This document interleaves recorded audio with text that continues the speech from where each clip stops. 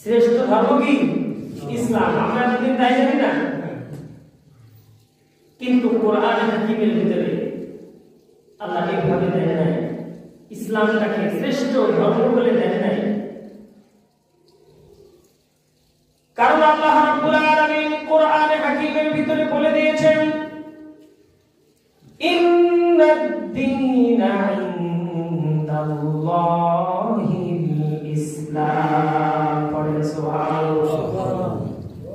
আল্লাহ রাব্বুল আলামিন পৃথিবীর জমিনে যে মানব আল্লাহ সৃষ্টি করেছেন, জিন সৃষ্টি করেছেন, এগুলির জন্য, এই মানব সৃষ্টির জন্য আর জিন সৃষ্টির জন্য আল্লাহ পাক রব্বুল আলামিন সর্বশ্রেষ্ঠ ধর্ম ইসলাম সেটা বলেন নাই। আল্লাহ রাব্বুল আলামিন বলেন একমাত্র, শুধুমাত্র, কেবলমাত্র মনোনীত ধর্মই হলো ইসলাম। সুবহানাল্লাহ।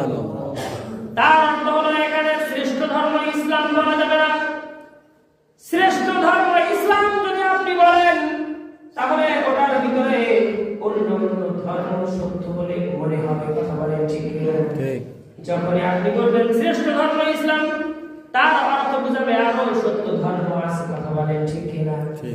আর যখন আপনি বলবেন মনোনীত একমাত্র জীবন ব্যবস্থাই হলো ইসলাম, তাহলে শ্রেষ্ঠ ধর্ম হবে না মনোনীত একমাত্র হবে? কথা বলেন। এই পৃথিবী